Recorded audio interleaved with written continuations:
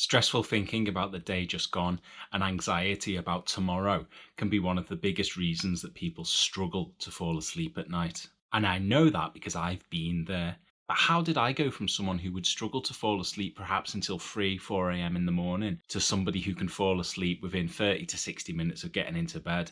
And to be honest, it's usually within 15 minutes. In this video, I'm going to introduce a really easy bedtime routine with no exercise, dietary changes, just some simple changes that you can make that hopefully allow you to have a better night's sleep and shed some of those anxieties about the day that's gone and the day to come.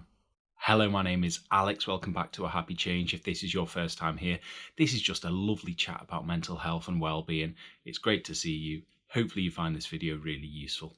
My late teens and my 20s were full of nights where I would lay awake, staring at the ceiling with the thoughts of tomorrow racing through my head, the anxieties of the day just gone lodged in my brain. I would see visions of the catastrophes that were about to fall me, and I would struggle to fall asleep before 3, 4 in the morning. The knock-on of this meant that, of course, the next day I was exhausted. That led to further stress, and the cycle continued. And I was desperately looking for a way to fall asleep at a more sensible time. And just to confirm, I'm quite cynical. Like, lots of this stuff I can remember reading about and thinking that's never going to work for me. But the difference was I gave it a go. And here I am, ready to fall asleep right now if I want to. So we've got two big challenges, really. The first one is to relax and resolve some of today's stress. And the other challenge is to park tomorrow's anxieties. We can't do anything about them right now, so let's tackle them in the morning. All of this stuff is optional, so do try this routine, but if you want to just bite off a little chunk of it, by all means do so. So let's imagine you want to go to bed at 11 o'clock at night. So at 10 o'clock at night, what we're going to do is a couple of things. Firstly, we're going to turn down the lights. We don't need to turn them off. We're just going to turn them down. So we're going to think about maybe if you've got dimmable lights or I've got an LED strip lighting, I can control the brightness of that. And that just brings the light source down in the bedroom and makes it a more comfortable area to be. And the next thing you're going to do, optional of course, is light a scented candle.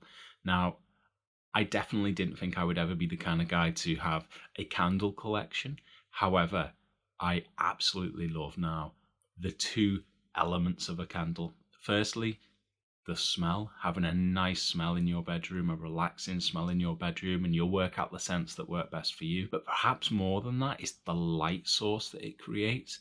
The warmth that a lit candle creates is really hard to replicate with artificial lights, and it creates a sort of glow in your bedroom that's comfortable and reassuring. Someone on the channel recommended these woodwick candles, which add another dimension to that, and they add the crackle of a burning log fire. So if you've ever had those comfortable nights sat by a bonfire or perhaps a fireplace, if you're interested in replicating that sound, that crackle, woodwick candles do the job really nicely. So we've lowered our lights, we've lit a candle, the room is beginning to feel a little bit more comfortable. The next thing you're going to do, and this is perhaps the more difficult one, is turn off any screens. 60 minutes prior to going to bed, you want your screens to be off. And yes, that does include your phone, but definitely televisions, computers, things like that. You want 60 minutes of screen-free time. You can get blue light filters, which are really good as well for eye fatigue, but actually it's the stimulation that phones provide us with, that TVs provide us with, that we're trying to avoid as well. Now at this point, what I would recommend you do is find something to listen to. So this is the great time to listen to a podcast, to an audiobook, or I like listening to talk radio. Experiment, find presenters who've got relaxing voices and tend to go for things where the topic is something that interests you, so maybe a hobby, but isn't too stimulating. So I've listened to lots of podcasts over the years during this moment of falling asleep. I like listening to TalkSport Radio or LBC in the UK, where there's always a spoken word presenter, there's no music, and the ads aren't too intrusive. So now that we've got the radio on and we've got our phone on Do Not Disturb and charge, we don't have access to all of those things that can cause us stress at this time. So social media posts, we don't have access to those work emails perhaps that we think, I'll just check one more, and you suddenly start stressing about a meeting that you find out is happening tomorrow.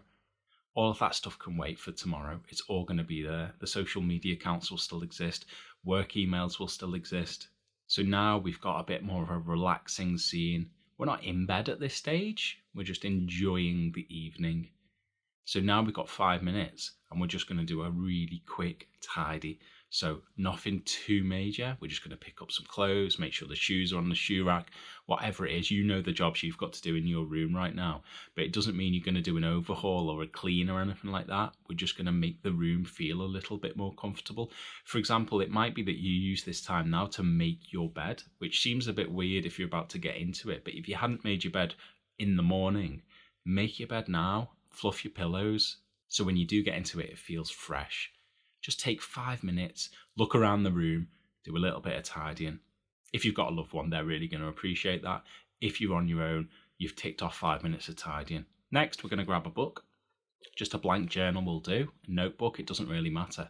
And we're going to do a few things in this book. And this process is going to allow us to positively frame the day and to organise tomorrow so we don't go to bed, we don't get into bed feeling stressed about it. So I would say this first step is highly optional because the idea of a mantra is quite a difficult thing and it's something that's relatively new to me, but something that I do use. So if the idea of a little bit of a chant is difficult for you, we can skip this step and I won't dwell on it too long. But you're going to positively frame the day with a mantra. You're going to say it perhaps 3 times, and then you're just going to write it in your book as the first thing on a blank page. So do some research into what mantras might work best for de-stressing. Today, I'm going to use a straightforward one. All experiences are helping me grow. All experiences are helping me grow. All experiences are helping me grow. And this is nice because it just frames that any of the challenges I might have faced that day, actually they're purposeful in my self-development and discovery. Then I'm going to write that down on a blank page. And underneath that mantra, I'm going to write one thing that I'm grateful for from the day. Again, if you're thinking this guy's gone down some hippie route right now, try it. Just give it a week. Just try it. A little bit of gratitude and reflection on your day is really powerful. And it could be minor. It doesn't have to be like, you won the lottery or you got a new car. It could be hearing the bird song. It could be a nice conversation you had with a friend or a colleague or a loved one. It could be you got some positive feedback about something. It could be that you ate a really nice sandwich or made yourself a really nice coffee. And you're just going to write down one piece of gratitude in this book underneath that mantra. So you're going to write down, today while stood in the garden, I heard the bird song. The final thing we're going to do in our book before we close this is we're going to write down 5-point to-do list for tomorrow. And what we're doing here is organising that stress about tomorrow and putting it down on paper. So not making them time bound or anything like that, just articulating them, just made it feel more organised. And when we write these 5 things down, we're going to positively frame them. So rather than saying attend meeting with marketing team, we're going to say contribute my ideas in the marketing meeting. We're going to positively frame everything. And then just before we close the book, we're going to read that page again. We're going to start with the mantra. We're going to reflect on our gratitude, and then we're just going to read those 5 bullet points.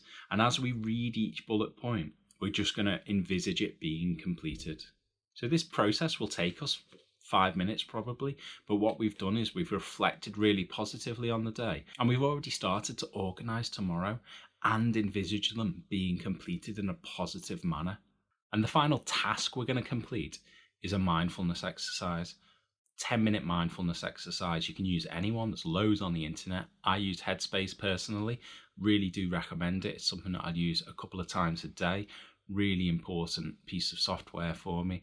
But find any 10-minute mindfulness meditation and that'll just center you. It will help your breathing. It will slow your heart rate. It will help you acknowledge any retained stress about the next day or the day that's just gone, but just allow you to enter that kind of relaxed zone that you've been looking for. And again, I was cynical about mindfulness and went from someone who was a bit like about people that meditated to someone that does it multiple times a day now. And it's really, really, really powerful and important. One 10-minute meditation. If that's too long, just start with a 3-minute meditation. I did a 3-minute panic attack meditation yesterday.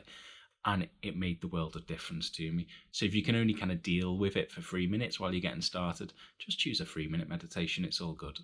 At this point, imagine what we've done. Firstly, we've kind of said goodbye to people. We've wished them good night. So we've had those positive moments. We haven't got lost in hours and hours of Netflix shows because we've had the television off.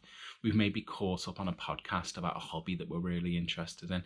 We've tidied the room. We've resolved a bit of stress around our housekeeping or hygiene, perhaps. We've also reflected positively on the day. We've given ourselves a mantra to remind ourselves of how well we are doing. We've acknowledged a piece of gratitude, something that made us smile throughout the day. And we planned 5 things to do tomorrow and envisaged them being completed. And we've taken 10 minutes just to center, to regulate our breathing, and just to de-stress. At this point, our radio is back on at a low volume, a podcast perhaps, and we're just going to get into bed and listen. We're not going to think, now's the time to fall asleep. Just listen to that radio. Enjoy it. I promise you that you'll be listening to that radio and then you'll wake up in the morning thinking, when did I fall asleep? Hopefully that was useful. I'm Alex. This is Happy Change. You're doing amazingly. And I'll see you next time. Peace.